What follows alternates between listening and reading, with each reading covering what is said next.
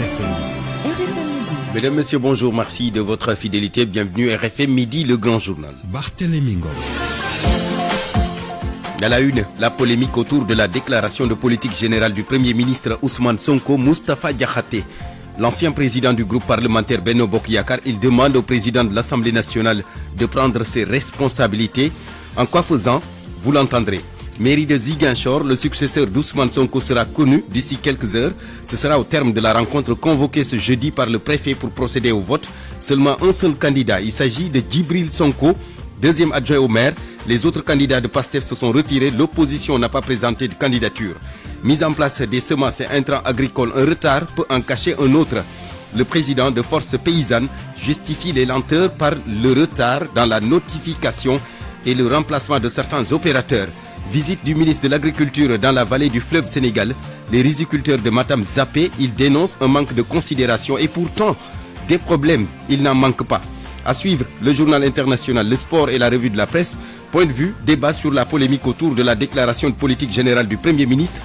Rendez-vous tout à l'heure avec nos deux intervenants.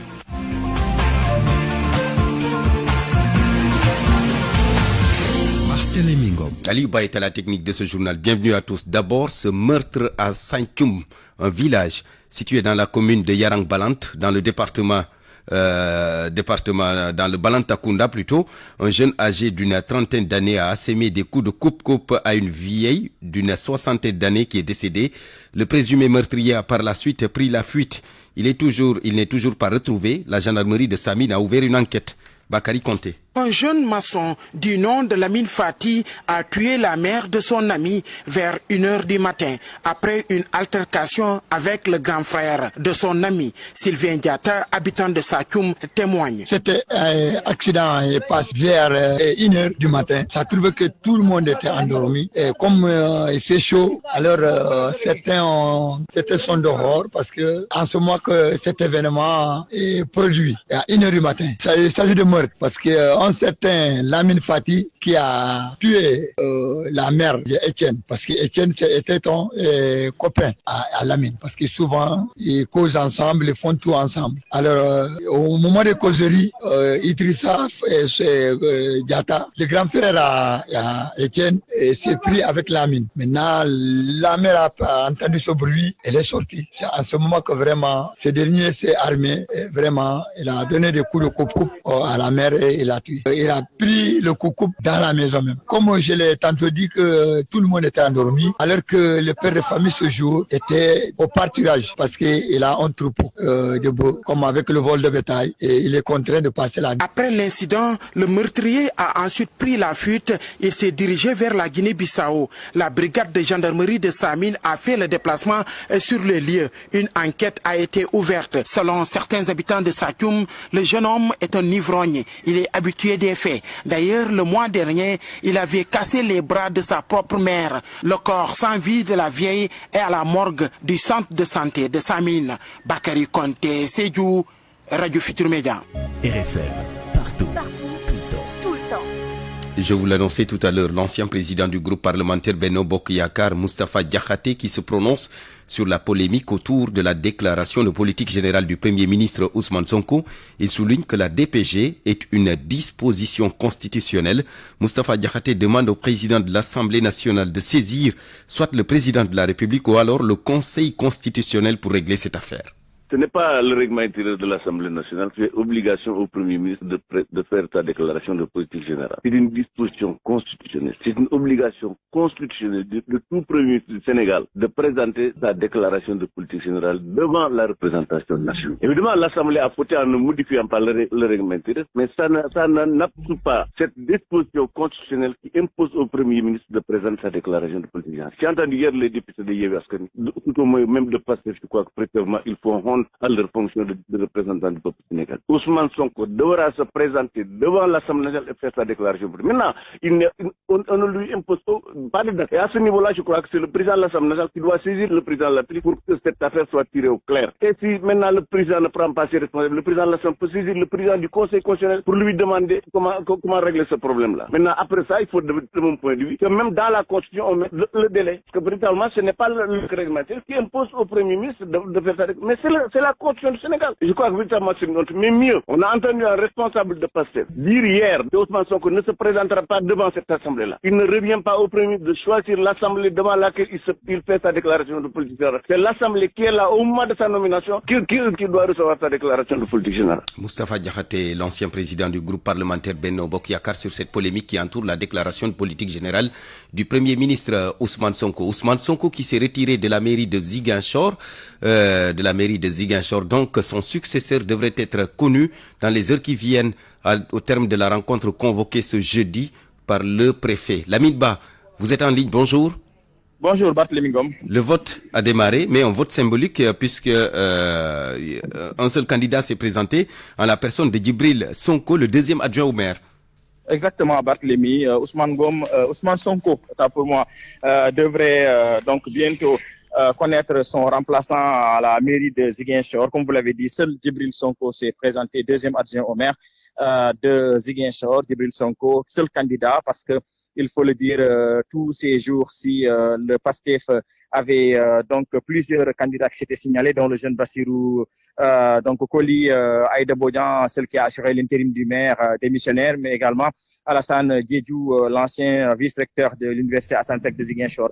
Mais ces dernières heures, donc la candidature de Djibril Sonko était particulièrement insistante. Et ce matin, selon nos informations, bien sûr, on aurait appris que donc Ousmane Sonko aurait apporté son soutien à Djibril Sonko.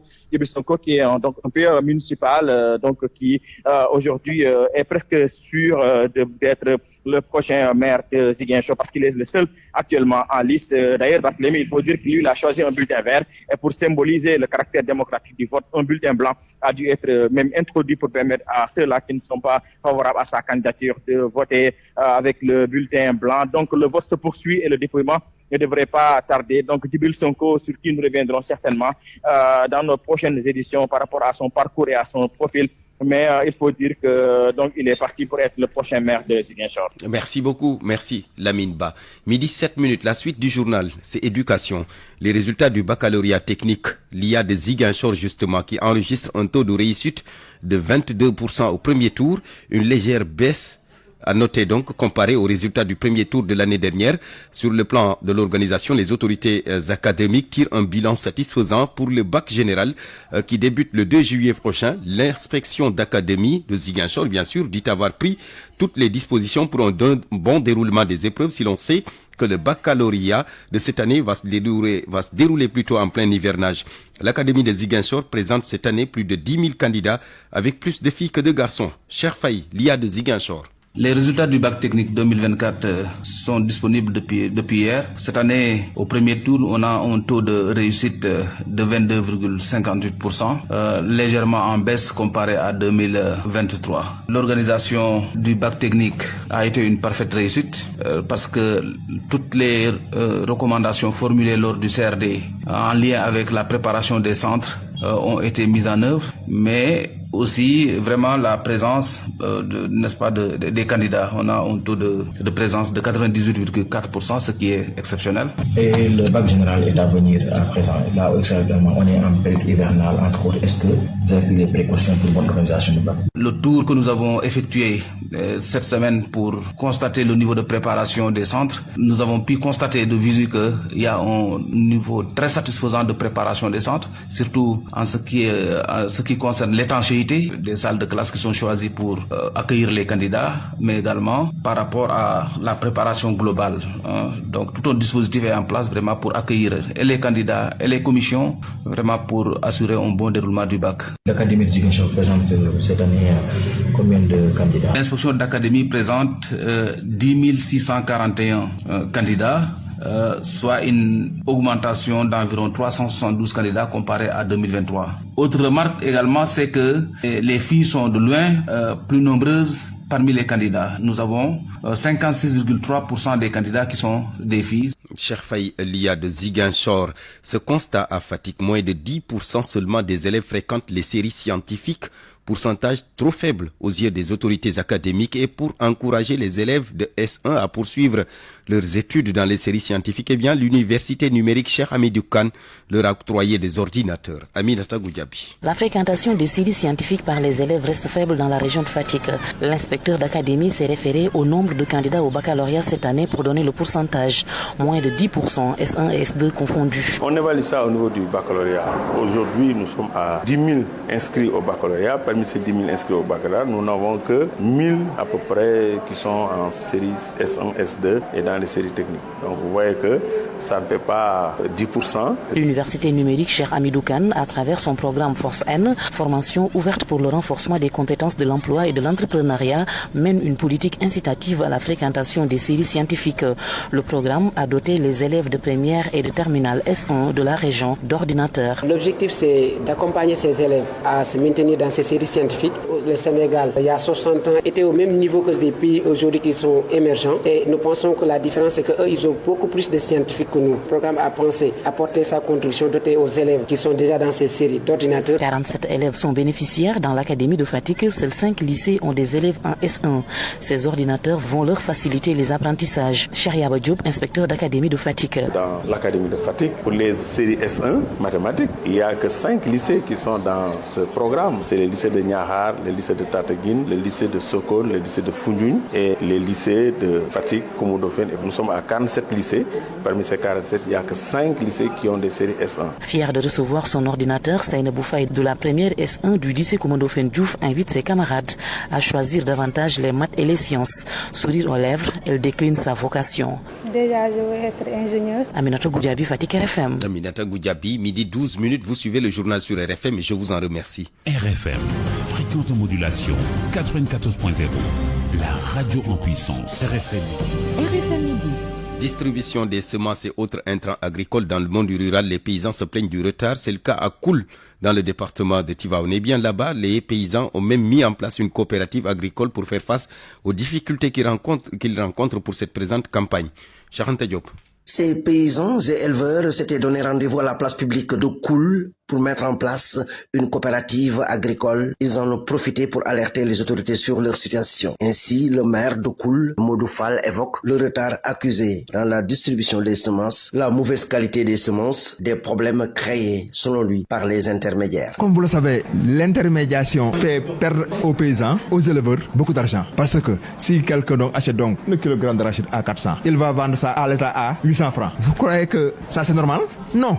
Bonjour les dégâts.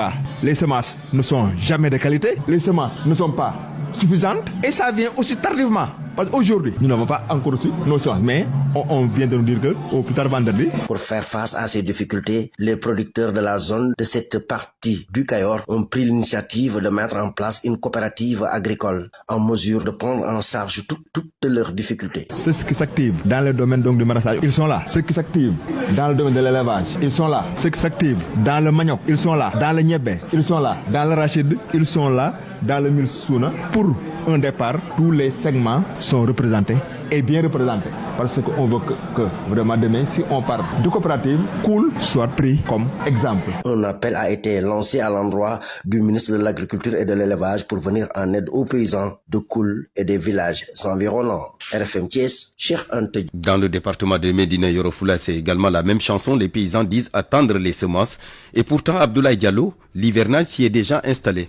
Des semences de toutes variétés confondues se font désirer à Hamdalaye Sambambaye, contrée qui se situe dans la commune de Kerewan, dans le département de Médina Yoro Fula. Ndari Mbaye porte leur parole. Je pense que depuis Hamdalaye, c'est la première fois que nous nous retrouvons dans cette situation. On a enregistré les premières pluies, mais jusqu'à présent, on éprouve la difficulté de recevoir des intrants agricoles, ce qui est un peu déplorable parce que Hamdalaye est un point mère autour, ou bien sur lequel dépendent beaucoup de villages, environ 30 villages, mais jusqu'à présent, il n'y a rien du tout. Hamdalaye Sambambaye regorge de producteurs, d'où leur cri de cœur à l'endroit des nouvelles autorités du pays. Alors, nous ne sommes pas là pour faire une manifestation ou ou bien une marche, mais pour envoyer un message au gouvernement, au nouveau gouvernement, aux nouvelles autorités. Parce qu'on sait très bien qu'ils sont peut-être dans leur logique de fournir dans l'intégralité du pays des intrants agricoles, mais nous, jusqu'à présent, on n'a encore rien vu. Vous voyez, on vient juste de montrer le magasin qui est vide, qui n'a pas encore servi. Donc nous attendons et nous lançons un appel solennel. Parce que si Hamdallah manque aujourd'hui de semences,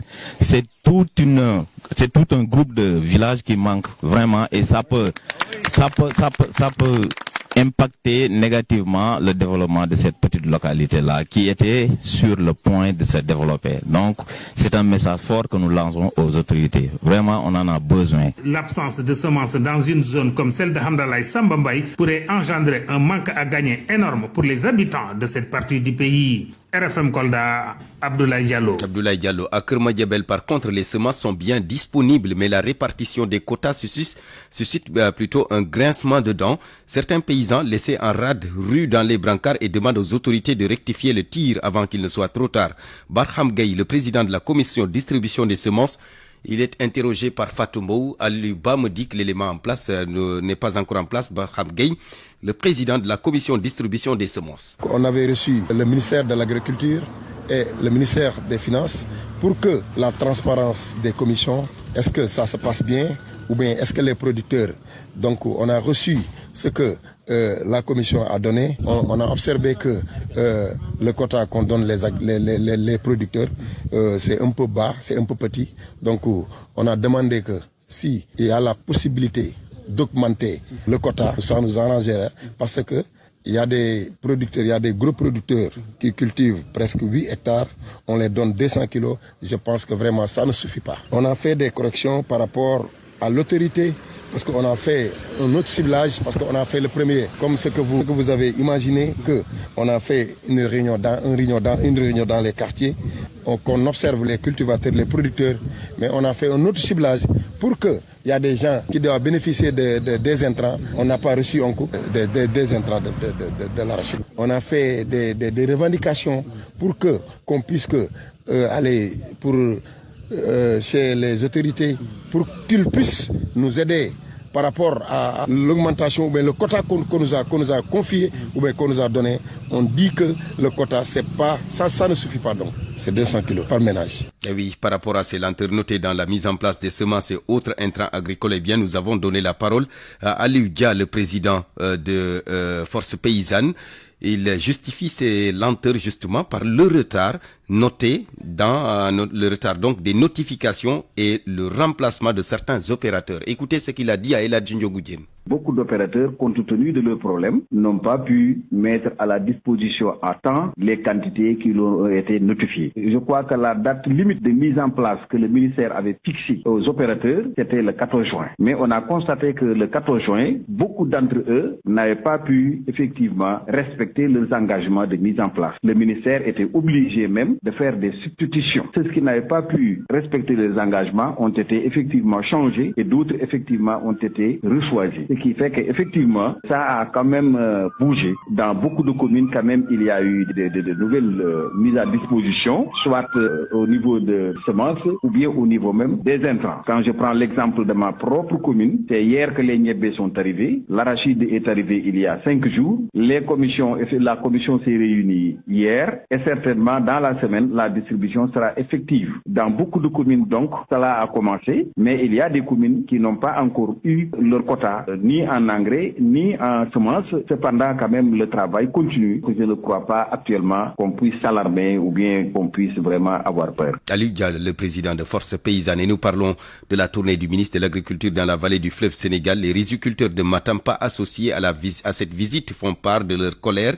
Ils disent avoir plusieurs difficultés à soumettre au ministre: dégradation des aménagements, retard dans la mise en place des engrais, manque d'équipement de pompage, autant de problèmes qui minent la culture irriguée à Matam, où l'on retrouve Ali Bandel Niang. Bouleversés par de nombreuses contraintes, liées surtout à l'absence de groupes motopompes, les riziculteurs de la région de Matam se disent aujourd'hui surpris d'être zappés par le nouveau ministre de l'Agriculture qui entame sa première sortie dans la vallée du fleuve Sénégal.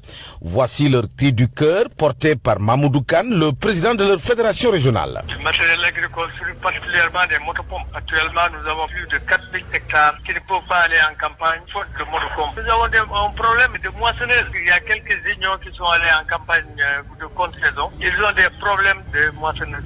Donc aussi Matam, souhaitons quand même que le ministre de l'Agriculture, moi que Matam a des quoi pas visiter Matam, parce que Matam a un potentiel énorme. Pour nous, on peut dire qu'il manque de considération, parce que c'est pas la première fois, c'est manque de considération. Il faut que vraiment que l'État alors revoie.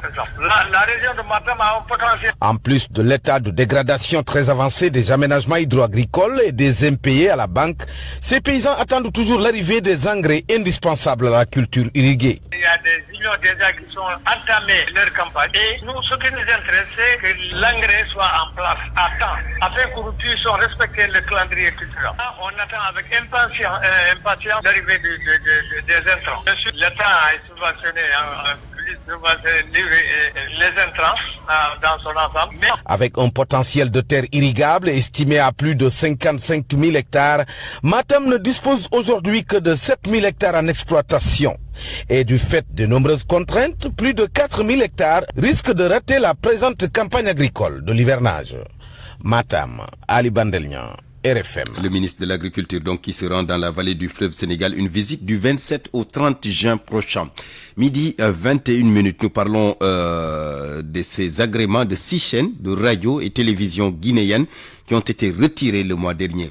Reporters sans frontières dénonce une mesure liberticide qui envoie au chômage des centaines de personnes. Elle prive par ailleurs des millions de Guinéens de jouir de leur droit à l'information. Le rassemblement que Reporters sans frontières a voulu tenir ce matin devant l'ambassade de Guinée au Sénégal a été interdit. Sadbou Maron, le représentant de Reporters sans frontières, au micro de Boubacar Dieng.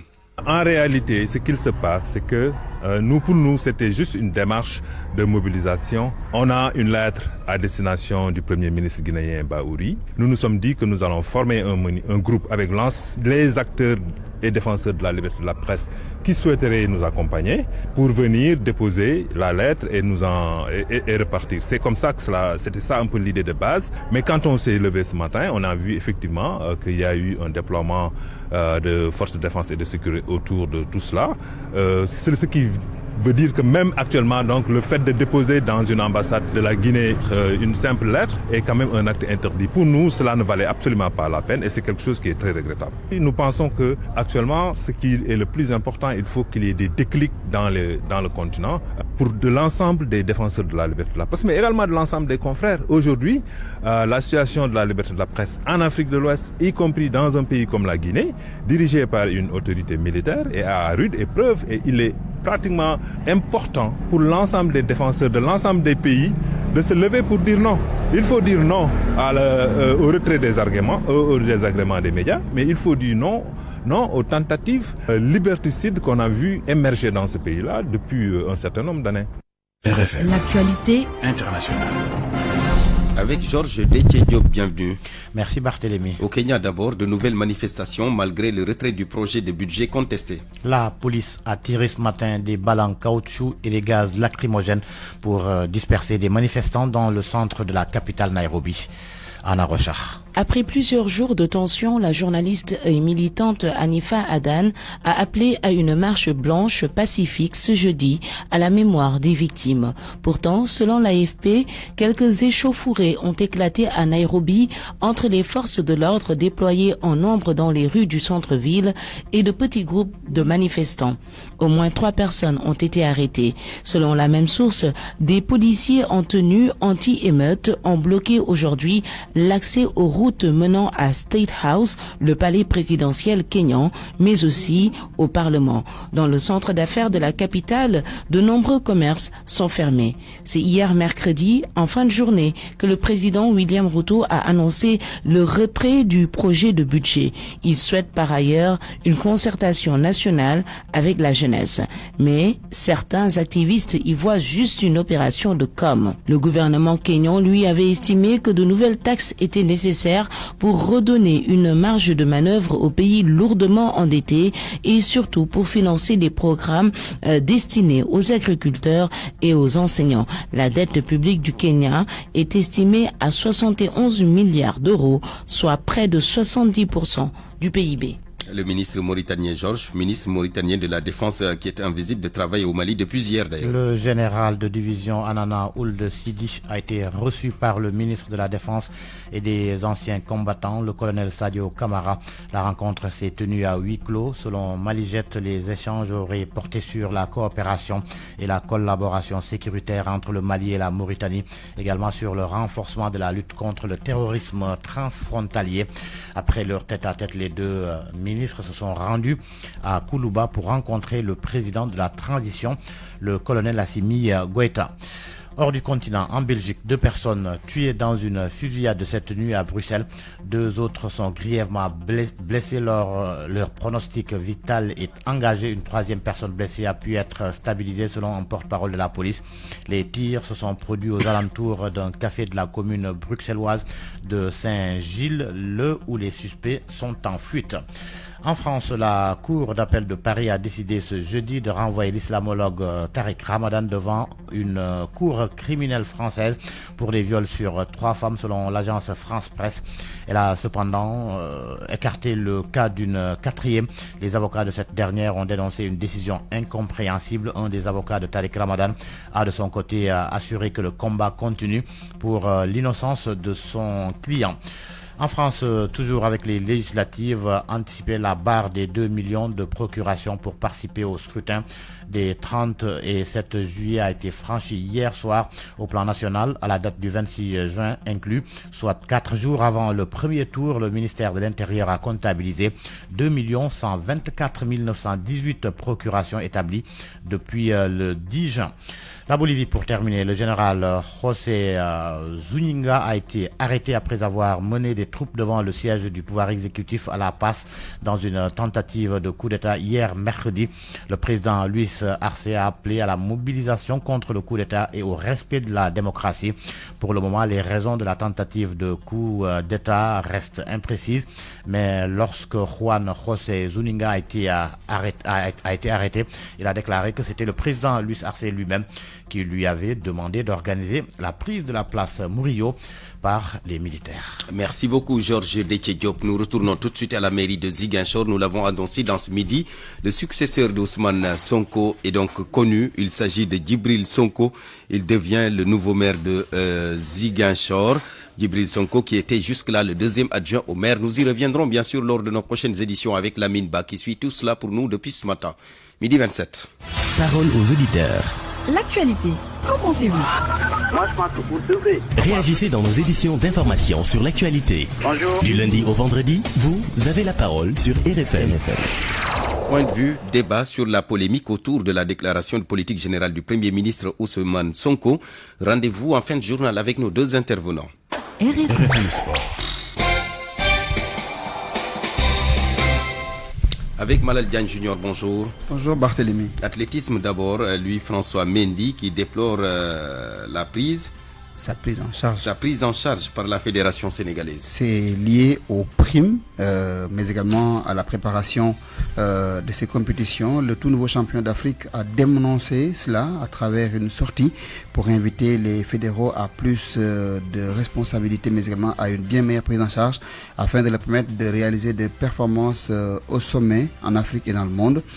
Une sortie que déplore Mbaye Jacques Diop, ancien responsable de la communication de la Fédération sénégalaise d'athlétisme, mais également responsable du club des spécialistes des droits du sport. Mbaye Jacques Diop s'est entretenu avec Cheikh Tidiane Diagne ce matin. Il faudrait que les athlètes aussi arrêtent de s'attaquer aux fédérations et à l'État du Sénégal. Il y a une fiche technique qui a été élaborée et déposée par la Fédération sénégalaise d'athlétisme au niveau de la direction du sport de haut niveau, avant même que Madame la ministre ne donne son onction pour sa validation. Et cette fiche technique est transmise au niveau du ministère des Finances pour le décaissement de cet argent. Et cette fiche technique aussi, elle comprend les titres de transport international, elle comprend les billets d'avion, les engagements, l'hébergement, la restauration, la prise en charge médicale et les indemnités de toute la délégation. Et au-delà de ça, il y a ce qu'on appelle les primes qui sont payées. Les primes n'ont rien à voir avec des indemnités. Il y a un barème de classification des primes en fonction des différentes compétitions. Je peux les énumérer, ce sont les Jeux olympiques, les championnats du monde, les championnats d'Afrique, les Jeux africains, les Jeux de la francophonie, les Jeux de la zone, etc. Autre chose aussi, il faudrait que les gens sachent que depuis plusieurs éditions, les athlètes qui sont qualifiés aux Jeux olympiques perçoivent une manne financière entre 15 et 20 millions de francs CFA en liquide. Et cette manne-là correspond à ce qu'on appelle la prime de qualification, la prime de préparation et la prime de participation. Sans compter les équipements sportifs, sans compter l'engagement, le transport international et les équipements de compétition. Il ne faut pas oublier aussi qu'il y a une bourse mensuelle que le CONOS octroie à ces athlètes-là qui tournent entre 1 000 € et 1 500 € par mois. Je crois aujourd'hui qu'il faut savoir raison garder et se concentrer sur l'essentiel. Le football en Europe, loin des problèmes d'argent, les équipes qualifiées pour les huitièmes de finale de cette Coupe d'Europe sont connues. Les compétitions démarrent ce samedi avec l'Allemagne, pays organisateur, qui joue contre Danemark. Dimanche, Angleterre contre la Slovaquie. Espagne contre l'équipe de la Géorgie. Lundi, la France, deuxième de sa poule, joue contre l'équipe de la Belgique. C'est un choc pour ces huitièmes de finale. Le Portugal de Cristiano Ronaldo et de Fernandez joue contre la Slovénie. Mardi, Roumanie, Pays-Bas. Autriche jouera contre la Turquie. La Copa América ce soir, les États-Unis jouent contre l'équipe de Panama. On termine avec la lutte avec ce dimanche, ces combats attendus par les amateurs à l'arène nationale organisée par Bayendia de Alborar Productions. Gribodo de Fass défie Ama Baldé, son jeune frère de Pikine. Guigui à la relance face à Adefas, un autre jeune loup qui veut intégrer le cercle des VIP. Lys Ndiago qui sort d'un combat choc apprécié par les amateurs face à un Pikinois défie Zos, le promoteur et leader de l'écurie Dorad Barthélémy.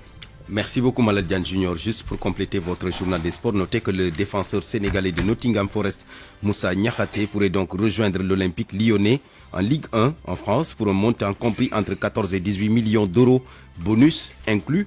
Il sera à Lyon demain, vendredi, pour passer sa visite médicale et signer un contrat de 4 ans. C'est avec Georges Détché-Diop. La déclaration de politique générale de Ousmane Sonko, ce ne sera pas de sitôt. Les députés de Yewwi Askan Wi ont souligné l'impossibilité d'une DPG. En conférence de presse hier, ils ont fait état d'une incohérence dans le règlement intérieur de l'Assemblée nationale. Selon eux, il ne tient plus en compte le poste de Premier ministre depuis sa dernière modification en 2019. Conséquent, selon Aïb Dafé, à la page de titre du journal Le Quotidien, l'audition du Premier ministre est impossible en l'état actuel du règlement intérieur. Sud Quotidien rapporte ses propos selon lesquels le Premier ministre, la déclaration de politique générale, la motion de censure et la question de confiance sont abrogés dans la nouvelle version du règlement intérieur de l'Assemblée nationale. Ainsi, l'Observateur affirme que Yewwi enchaîne Sonko. Pour l'AS, Yewwi exempte Sonko. Besbi Le Jour relève que Yewwi vole au secours de Sonko, alors que le quotidien affirme que Yewwi censure la DPG. Réumi Quotidien tempère. Selon le confrère, Sonko jouera en différé. Mais de quoi Sonko a-t-il peur? Une question que se pose Tribune et l'AS. En tous les cas, Source A indique que ça sent le dilatoire. Pour le confrère, tout laisse croire que le refus du régime de croiser le fer avec la majorité vise à éviter à Ousmane Sonko et son gouvernement tout risque de motion de censure. Car, premièrement, c'est le même règlement intérieur qui avait servi de prétexte aux députés de Yewwi pour déposer une motion de censure contre contre la déclaration de politique générale d'Amadouba le lundi 12 décembre 2022. Deuxièmement, le communiqué du Conseil des ministres en date du 5 juin dernier avait clairement indiqué que le Premier ministre Ousmane Sonko était dans les préparatifs avec les membres de son gouvernement pour faire sa DPG. Alors pourquoi donc attendre jusqu'à hier pour évoquer une présumée falsification du règlement intérieur? Une chose pour le moins sûre aux yeux de l'ancien député Doudou Wade, le groupe parlementaire Yewwi peut en 4 jours régler la question du règlement intérieur de l'Assemblée nationale. Son interview à lire dans l'Observateur. Babacar Gaye, lui aussi ancien député, s'est confié au journal Les Échos. Pour lui, on ne peut pas se cacher derrière des manquements de l'Assemblée nationale pour exempter le Premier ministre. Il souligne que la déclaration de politique générale est une obligation institutionnelle. Dans Les Échos toujours, il est question du Conseil des ministres d'hier. Selon le journal, Sonko et Diomaye sont aux trousses des entreprises. Sonko veut tirer au clair les pratiques commerciales douteuses par certaines entreprises, en commençant par celles évoluant dans la minoterie. Diomaye, lui, veut un droit de regard plus soutenu sur les modifications pouvant intervenir dans le capital des entreprises des secteurs stratégiques.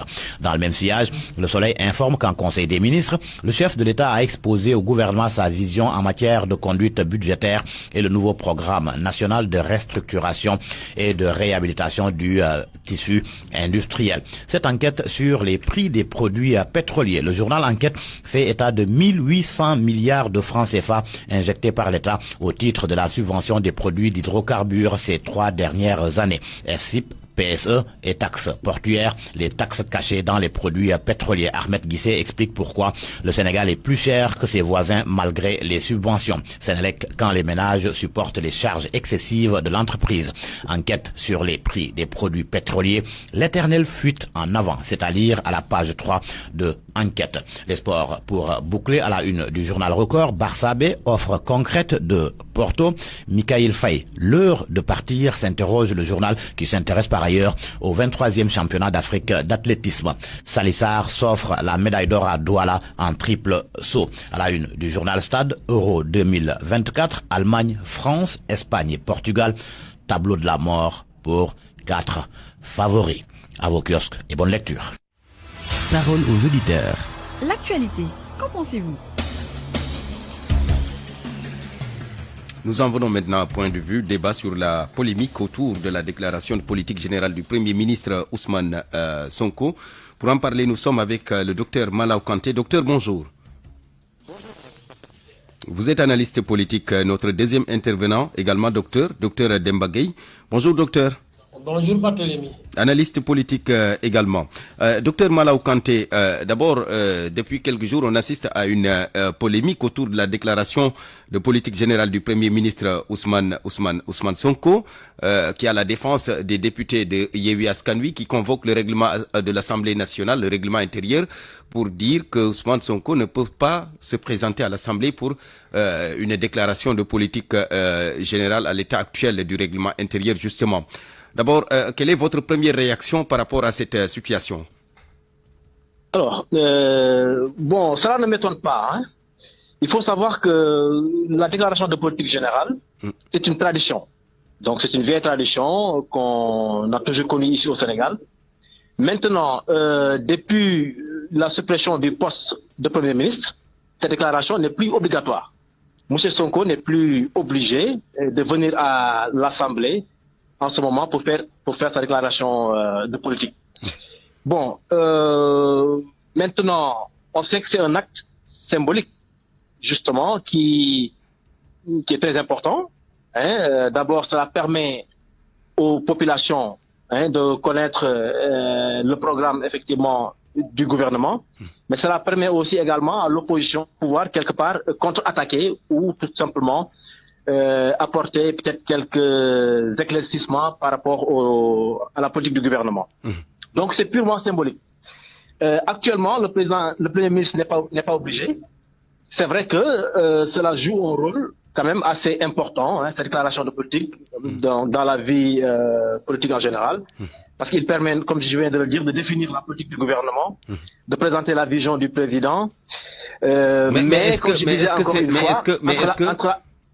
c'est une démarche du programme et la réalité, je pense que concrètement, il y a un chemin à ce niveau. D'accord. Je reviens à vous tout à l'heure, docteur Malang Kanté. C'est votre avis, docteur Gueye?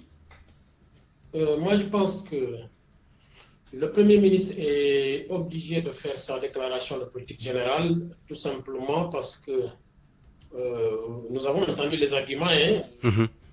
La Constitution du Sénégal prévoit que le Premier ministre doit faire sa déclaration de politique générale. Et donc, pour être conforme à la Constitution, il doit systématiquement faire sa déclaration de politique générale.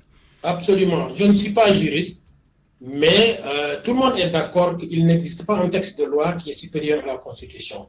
Ça, au moins, c'est on fait établi. Il n'existe aucune loi supérieure à la Constitution du Sénégal. Et donc, on ne peut pas convoquer quelque loi que ce soit pour justifier le non-respect d'une disposition qui a été faite au niveau de la Constitution du Sénégal. Donc ça, c'est une chose. L'autre chose, c'est que moi, j'ai toujours l'habitude de dire que nous, analystes politiques, nous, intellectuels, surtout journalistes universitaires, nous avons un devoir d'explication pour permettre à la population, au peuple sénégalais, de comprendre les jeux des hommes politiques. Parce que les politiques sont délégataires d'un pouvoir, le pouvoir du peuple. Ils réfléchissent à la place du peuple, ils font des propositions, ils prennent des décisions à la place du peuple. Mais parfois, ils sont dans la tromperie. Ils sont parfois dans la tricherie. Et c'est important d'expliquer à la société, au peuple sénégalais, pour qu'ils comprennent, chaque fois qu'un homme politique pose un acte, ou bien disent quelque chose, c'est bon d'expliquer pour leur permettre de comprendre. C'est pourquoi je veux juste insister sur un fait, c'est que cette séance d'explication à laquelle nous avons assisté, qui a été faite par le groupe parlementaire Askan-Wi, c'est juste une séance pour légitimer le fait que le Premier ministre a le droit de ne pas faire sa déclaration de politique générale. Et je viens de vous dire qu'il y a une disposition de la Constitution qui dit clairement que le Premier ministre est obligé de faire sa déclaration de politique générale. Nous avons entendu le discours de M. Daffé, qui est apparemment fort dans la dramatisation et dans la mise en scène. Et dans son discours, vous voyez que tout son objectif, c'est de légitimer le fait que le Premier ministre a le droit de dévier la Constitution. Et pour le faire, il s'est livré dans un jeu de contestation de la légitimité de l'Assemblée nationale. Vous l'avez vu accuser d'abord l'Assemblée nationale, qu'il a traité de tous les noms d'oiseaux, il a traité d'assemblée illégale, qui fait des pratiques hors la loi, qui fait des pratiques graves. Bref, c'était un discours véritablement destiné à délégitimer l'Assemblée nationale, à mettre l'Assemblée nationale, en tout cas à mettre l'Assemblée nationale, à donner une image négative de l'Assemblée nationale. D'accord. Simplement pour faire passer un objectif. Cet objectif, c'est quoi? C'est que le Premier ministre a le droit de ne pas faire sa déclaration de politique générale. Le Premier ministre a le droit de ne pas respecter une disposition qui a été prévue par la Constitution du Sénégal. Une disposition constitutionnelle. D'accord. Je reviens à vous tout à l'heure, docteur Gueye. Docteur Kanté, alors aujourd'hui, Ousmane Sonko, qui n'a toujours pas fait sa déclaration de politique générale, dans quelques jours, samedi, je pense, il y aura le débat d'orientation budgétaire. Est-ce que normalement, ce débat d'orientation budgétaire doit pouvoir se tenir sans pour autant que le Premier ministre vienne faire sa déclaration de politique générale devant l'Assemblée nationale, en quelque sorte qu'il soit investi par l'Assemblée nationale? Alors, à mon avis, ça peut se faire. Ça peut se faire sans que, pour autant, le Premier ministre fasse effectivement son, comment ça s'appelle encore, sa politique de déclaration, sa politique de déclaration comment ça s'appelle encore? Sa déclaration de politique générale. Sa déclaration effectivement de politique générale. C'est pas tellement fondamental. Bon, maintenant, on sait que c'est toujours mieux, effectivement, pour la population de façon générale, mais pour les politiciens, les opposants de façon générale, c'est toujours mieux, effectivement, de voir d'abord le Premier ministre faire sa présentation de déclaration, de politique générale, et ensuite passer effectivement au vote ou parler effectivement des questions budgétaires. Alors aujourd'hui, à mon avis, tout cela peut être réglé au niveau de l'Assemblée nationale. Les députés peuvent débattre, discuter entre eux pour essayer de voir par rapport au timing, qu'est-ce qu'il faut faire, etc. Bon, moi personnellement, la question qui me taraude, c'est aujourd'hui, qu'est-ce qui explique ce retard? C'est ça, en fait, la véritable question. On sait que le Premier ministre Ousmane Sonko ne fuit pas le débat. On sait également qu'ils ont un programme. Bon, maintenant, est-ce qu'il y a des raisons de santé ou est-ce que c'est un calcul politique par rapport à leur agenda? C'est-à-dire, bon, on sait qu'il y a les élections qui s'approchent, enfin, je parle des élections législatives. Et aussi, quoi qu'on puisse dire, il y a un risque justement de motion de censure. Donc c'est ça aujourd'hui peut-être la grande question.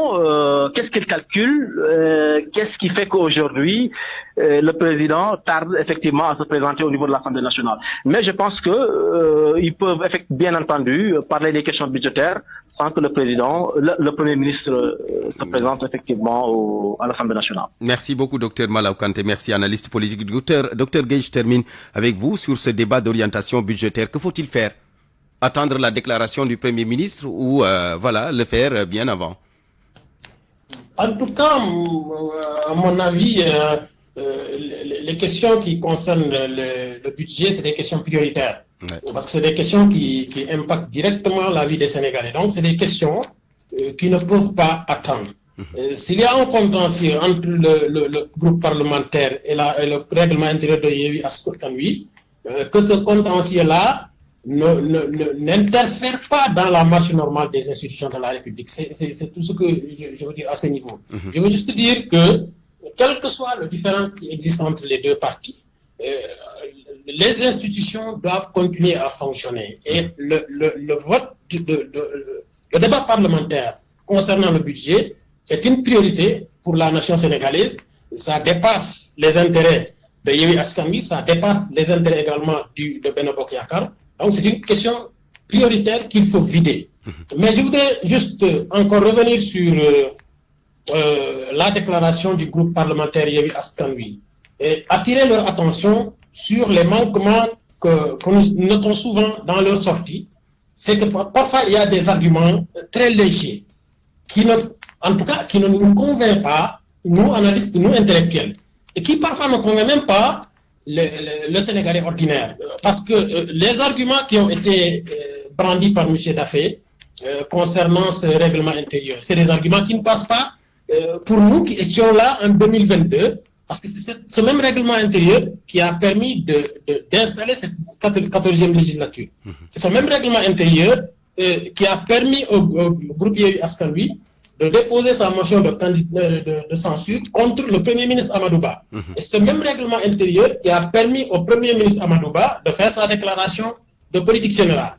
C'est ce même règlement intérieur qui a permis de voter la loi d'amnistie qui a libéré le Premier ministre Ousmane Sonko et tous ses affidés. Donc on peut continuer à citer les contre-exemples pour battre en brèche tous les arguments qui ont été développés par le groupe Yewwi Askan Wi. Donc attirer leur attention sur la légèreté des arguments qu'ils mettent parfois à la disposition des Sénégalais et renforcer leur discours politique parce que il peut y avoir des conséquences négatives. Parce que quelquefois les Sénégalais peuvent noter un manque de volonté dans le respect des engagements qui avaient été pris. Parce que le discours politique c'est ça.